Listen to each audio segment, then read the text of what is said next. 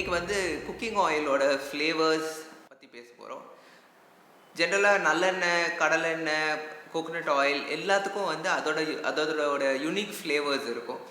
நல்லெண்ணெய் எடுத்துக்கிட்டிங்கன்னா வத்த குழம்பு, மீன் குழம்பு அதிலெல்லாம் சேர்க்கும் போது அதுக்கு ஒரு என்ஹான்ஸ் டேஸ்ட்டு கொடுக்கும்.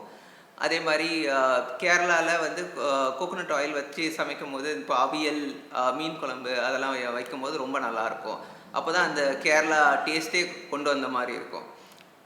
இப்போ சவுத் சைடில் மதுரை அந்த சைட்லாம் போனீங்கன்னா நிறைய பேர் வந்து கடலெண்ணெய் அவங்க குழம்புல சேர்த்துக்குவாங்க. நார்த் சைட் போனீங்கன்னா மஸ்டர்ட் ஆயில் வந்து அது ஒரு யூனிக் ஃப்ளேவராக இருக்கும். நிறைய பெங்காலி டிஷ்ஷஸ் அவங்களோட மீன் குழம்புலலாம் அந்த மஸ்டர்ட் ஆயில் ஃப்ளேவர் வரும்போது தான் நல்லாயிருக்கும். இது மாதிரி ஆலிவ் ஆயில் எடுத்துக்கிட்டிங்கன்னா அதுவும் மெடிட்டரேனியன் ஃபுட்டை வந்து நல்லா தூக்கி காமிக்கும்.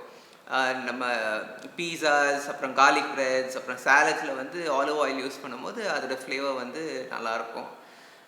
அதே மாதிரி ஒரு சில ஐட்டம்ஸில் பார்த்துக்கிட்டிங்கன்னா அந்த ஆயிலோட ஃப்ளேவர்ஸ் வந்து ரொம்ப வெளிப்படையாக இல்லாமல் சட்டிலாக இருந்தால் நல்லாயிருக்கும்னு ஃபீல் பண்ணும்போது நம்ம வந்து ரிஃபைண்ட் ஆயில்ஸ் யூஸ் பண்ணிக்கலாம். ரிஃபைண்ட் ஆயில்ஸ் எந்த ரிஃபைண்ட் ஆயில்ஸ்னாலும் அதோட ஸ்மெல், டேஸ்ட் எதுவுமே இருக்காது. அப்படின்ற போது அந்த நேச்சுரல் ஃபுட் இன்க்ரீடியன்ஸோட ஃப்ளேவர்ஸ் வந்து நம்மளுக்கு நல்லா தூக்கி காமிக்கும்.